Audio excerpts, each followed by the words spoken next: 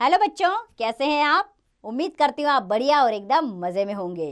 बिल्कुल खुश रहिए, स्वस्थ रहिए, मस्त रहिए और आलस छोड़ दीजिए। बिल्कुल आज इसी पर आधारित हमारी एक छोटी सी कविता आपके सामने है जिसका नाम है आलस छोड़ो।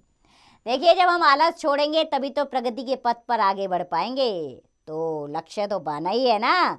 तो उसके लिए क्या करना है? प्रथम कार्य आलस का त्याग करना है।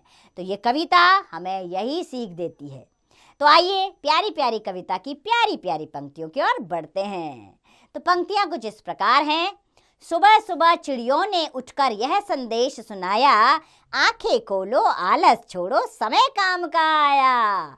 तो अर्थात जैसे ही हमारी सुबह आंख खुली, चिड़ियों ने उठकर कहा यह संदेश, यानी कि ये बात हमें समझाई कि चलो चलो आंखें खोलो, आलस को त्याग दो, अब टाइम आ गया है काम पर जाने का।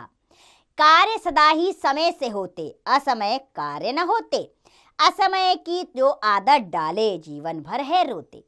अर्थात चिड़ियों ने बताया कि सारे कार्य समय पर ही होते हैं, यानी कि टाइम पर ही सारे काम होते हैं। अगर असमय हम काम करने बैठेंगे तो फिर वो काम पूर्ण नहीं होंगे और गलत भी हो जाएंगे, और ऐसे लोगों को जीवन भर रोते रहने की आदत हो जाएगी। किरणों ने अंधकार भगाया, तुम भी नींद भगाओ, नहीं देर तक सोते सोते नींद के दास कह आओ।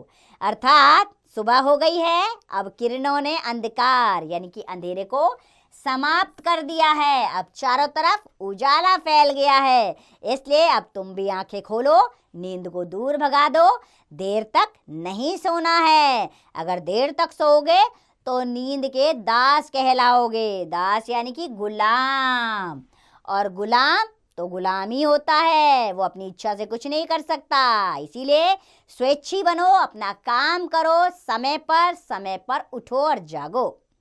आलस से ही बुरी आदतें सदा जन्म है लेती, जैसे घुन लकड़ी को खाकर खोखला है कर देती। अर्थात आलस एक बुरी आदत है, बहुत बुरी आदत। और ये आदत क्या होता है? जन्म यानी कि बचपन से ही आ जाती है। जो कर्मशील बालक होगा वो बचपन से कर्मशील बनेगा, और जो आलसी होगा वो बचपन से आलस के साथ बड़ा होगा। जैसे कि अगर लकड़ी में एक घुन लग जाए, यानी ये कीड़ा लग जाए, तो वो पूरी लकड़ी को नष्ट कर देता है। उसी प्रकार अगर आपके जीवन में आलस आ गया तो वह आपके जीवन को बर्बाद कर सकता है। इसीलिए आलस से बचना चाहिए। कथनी और करनी में उनके अंतर सदा रहेगा, आलस को जो गले लगाए जीवन बोझ सहेगा।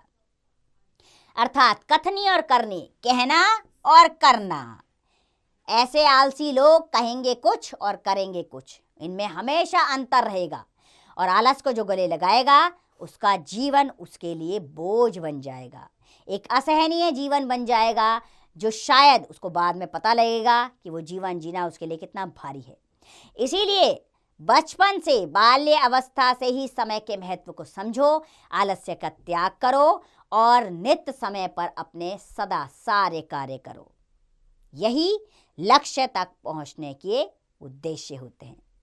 तो बच्चों, आइए संकल्प लें कि हम आलस्य का त्याग करेंगे और सदा समय पर सारे कार्य करेंगे।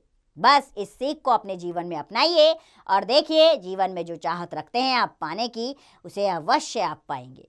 तो स्वस्थ रहिए, मस्त रहिए, खुश रहिए, और इसका अभ्यास कार्य आप स्वयं कीजिएगा।